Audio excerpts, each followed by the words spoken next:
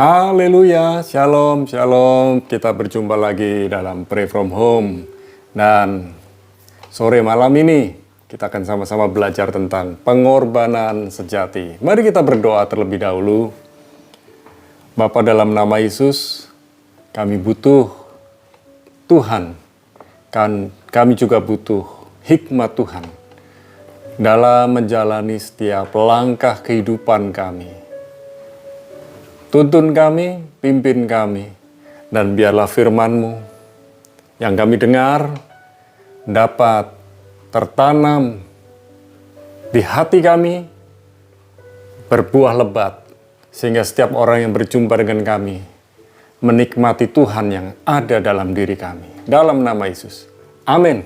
Nah, saudara, saya mau sharing tentang pengorbanan sejati, dan kita akan lihat nanti dari dua ayat yang kita akan belajar dari Yohanes 15, ayat 12 dan 13. Perintah Yesus sudah sangat jelas, yaitu saling mengasihi.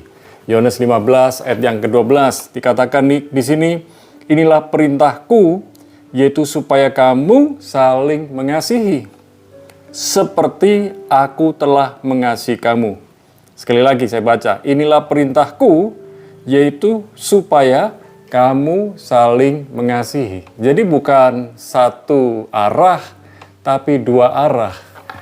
Bukan satu orang, tapi minimal dua orang. Saling mengasihi.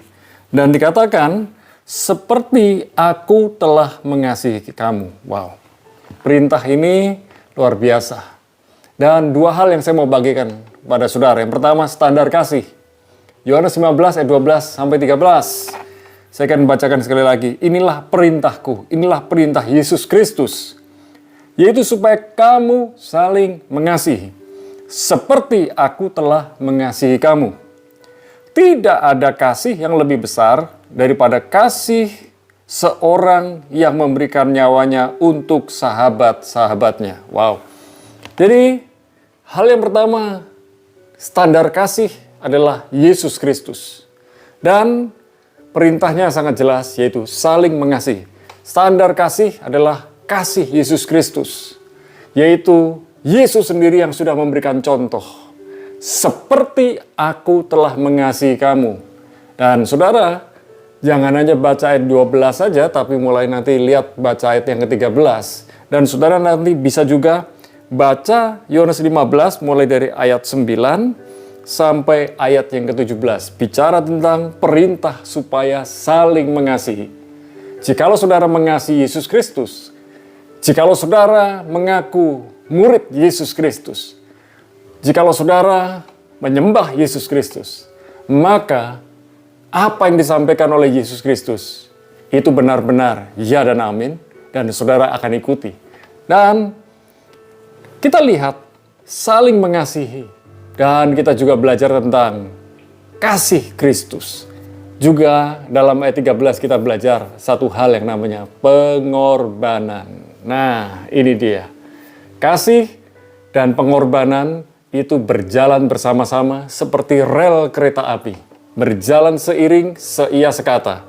Saudara, hal yang pertama, standar kasih, yaitu kasih Yesus Kristus. Perintahnya sangat jelas, saling mengasihi, dan Tuhan mau di dalam kasih ada pengorbanan. Hal yang kedua yang kita belajar, pengorbanan sejati. Yohanes 15 ayat 13. Dikatakan, tidak ada kasih yang lebih besar daripada kasih seorang yang memberikan nyawanya untuk sahabat-sahabatnya. Ayat 14 menjelaskan, siapa sahabat itu? Kamu adalah sahabatku, jikalau kamu berbuat apa yang kuperintahkan kepadamu. Ayat 15. Aku tidak menyebut kamu lagi hamba, sebab hamba tidak tahu apa yang diperbuat oleh tuannya, tetapi aku menyebut kamu sahabat. Karena aku telah memberitahukan kepada kamu segala sesuatu yang telah kudengar dari Bapakku. Artinya saudara yang dikasih Tuhan adalah sahabat, bukan sekedar hamba. Hamba tidak tahu apa yang dilakukan oleh tuannya, tapi sahabat tahu isi hati dari sahabatnya. Yesus adalah sahabat kita. Dan kita yang tahu isi hatinya Yesus Kristus adalah sahabatnya Yesus Kristus. Tujuannya adalah kasih, saling mengasihi, dan berkorban. Yesus Kristus sendiri sudah menjadi contoh, teladan yang sejati, teladan yang benar di dalam pengorbanan yang sejati. Dia rela menyerahkan nyawanya. Dia rela kehilangan nyawanya demi orang yang ia kasihi. Demi orang-orang yang ia kasihi. Yesus dijadikan bersalah walaupun dia tidak bersalah. Demi kita yang bersalah. Yesus dijadikan berdosa sebagai tumbal. Seharusnya kita yang di kayu salib. Seharusnya kita yang mati di kayu salib. Tapi Yesus mati di kayu salib menggantikan kita. Supaya lewat karya Kristus di kayu salib sekali untuk selama-lamanya. Dan tanpa penumpahan darah tidak ada pengampunan. Lewat penumpahan darah Yesus Kristus di kayu salib tuntas, sudah selesai semua. Setiap orang yang mengaku Yesus Kristus adalah Tuhan, adalah juru selamat, dan mengaku dengan mulutnya dan mengikut Yesus Kristus dan mengakui segala dosa, pelanggaran, dan kesalahannya, maka semuanya dihapuskan oleh darah Yesus. Tapi kita hari ini harus menjaga keselamatan yang Tuhan sudah berikan buat kita. Kasih karunia-Nya tidak pernah sia-sia ketika kita benar-benar mengasihi Tuhan dengan sungguh-sungguh. Praktekan untuk saling mengasihi. Standarnya seperti aku, seperti Yesus telah mengasihi kamu. Saudara, kasih sejati ditandai rela berkorban untuk orang yang ia kasihi. Jikalau saudara hari-hari ini melihat anak-anak saudara sedang bertumbuh, membutuhkan sekolah. Sekolah yang terbaik menurut saudara dan menurut banyak orang. Mungkin keuangan saudara hari-hari ini sedang ada masalah. Mungkin saudara, suami dan istri berdoa sepakat, saya mau mengurangi makan pagi. Saat kita mengurangi makan pagi dalam sebulan, berarti kita ini menghemat 10 hari dari biaya makan dalam waktu sebulan. Dan ketika suami istri sepakat menyisihkan uang untuk biaya sekolah anaknya, Tuhan bukan saja memberkati orang tua ini, tapi Tuhan juga memberkati anak-anaknya dan masa depan anak-anaknya. Satu kali ketika saya mendapatkan tawaran beasiswa untuk melanjutkan studi, saya hanya berpikir, waktu itu saya sudah menikah, sudah berkeluarga, sudah punya anak. Saya hanya berpikir, Tuhan, biar anak-anak saya yang sekolah. Saya dapat dana, biar anak-anak saya saja yang pakai. Tapi Tuhan ternyata tidak demikian. Ketika saya rela berkorban untuk anak-anak saya, mengesampingkan beasiswa untuk studi lanjut, rupanya anak saya dapat sekolah dan saya pun dapat melanjutkan studi. Dan setelah sama-sama studi, saya lulus.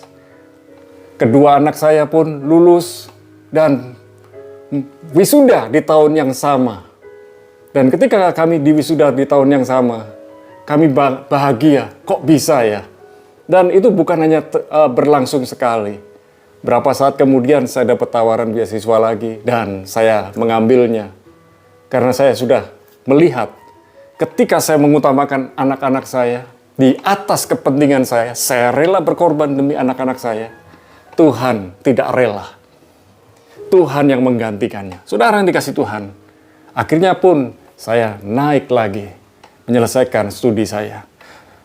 Kasih sejati diwujudkan dengan rela kehilangan sesuatu yang ia sukai, sesuatu yang ia banggai, demi orang yang ia kasihi. Contohnya, kita punya hobi, kita punya kesukaan, dan kadang-kadang yang namanya hobi, kesukaan kita itu biayanya mahal, dan kita melihat, ini bukan sesuatu hal yang kekal.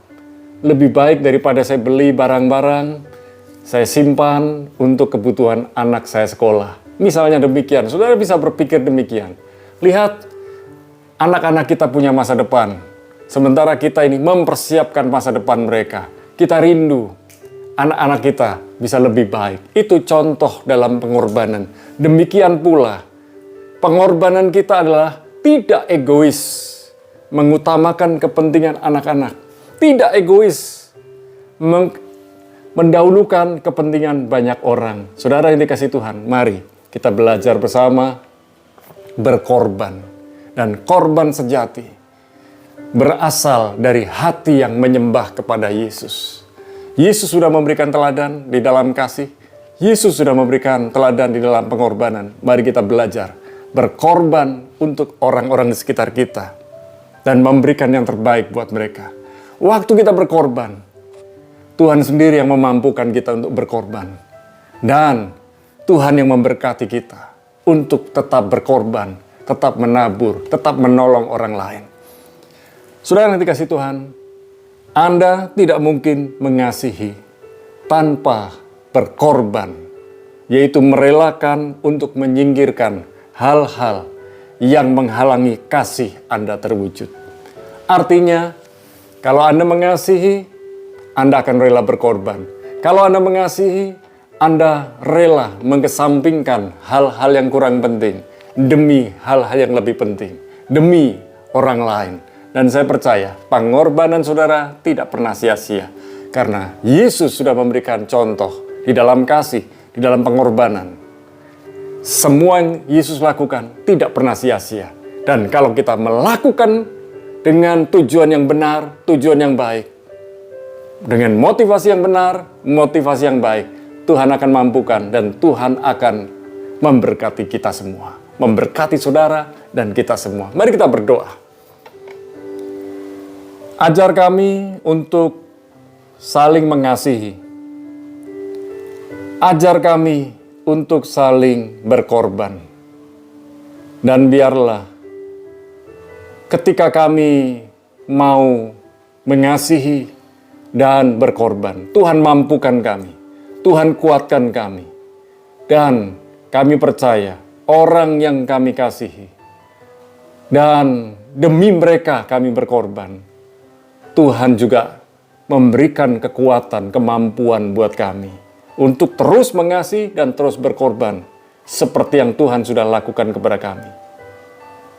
Dan kami percaya waktu kami berkorban, waktu kami menabur, waktu kami menolong, semua yang kami lakukan tidak sia-sia. Terima kasih ya Tuhan. Biarlah para kekasih Tuhan hari-hari ini mulai memikirkan setiap kebaikan yang Tuhan sudah berikan buat kami dan ajar kami untuk berbagi buat orang lain. Terima kasih ya Tuhan. Malam ini kami juga berdoa buat para pengusaha. Biarlah Tuhan yang memberikan kekuatan dan hikmat pertolongan sehingga mereka dapat memimpin orang-orang yang bekerja bersama-sama dengan mereka di dalam protokol kesehatan. Dan kami juga berdoa buat keluarga-keluarga yang hari-hari ini sedang bekerja, yang hari-hari ini anggota keluarganya sedang studi. Tuhan memberikan kekuatan dan hikmat pertolongan. Buat keluarga-keluarga yang hari-hari ini sedang bingung masalah pekerjaan, masalah masa depan, Tuhan memberikan solusi yang terbaik. Dan kami percaya Tuhan, yang hari-hari ini sedang sakit pula, mengalami kesembuhan. Ada beberapa yang sedang mengalami sakit COVID, Tuhan memberikan kesembuhan dan pemulihan. Yang hari-hari ini sedang mengalami masalah mental, kejiwaan, Tuhan memberikan kesembuhan dan pemulihan buat jiwa mereka. Terima kasih ya Tuhan. Tuhan adalah sumber kekuatan kami, sumber pertolongan kami, sumber kesembuhan kami. Dan Tuhan menyediakan masa depan yang penuh harapan buat kami. Dan malam ini kami bersyukur negeri Indonesia dalam lawatan Tuhan, kasus COVID semakin menurun, dan kami percaya Indonesia sembuh, Indonesia pulih, dan malam ini kami mau beristirahat. Rahmat-Mu, berkat-Mu, perlindungan-Mu, penyertaan-Mu turun atas kami semua. Di dalam nama Bapa, Putra, dan Roh Kudus dalam nama Yesus. Sama-sama katakan, amin. Tuhan menguatkan saudara, dan biarlah kita hidup di dalam kasih Kristus dan berbagi di dalam Kristus. Tuhan Yesus memberkati saudara.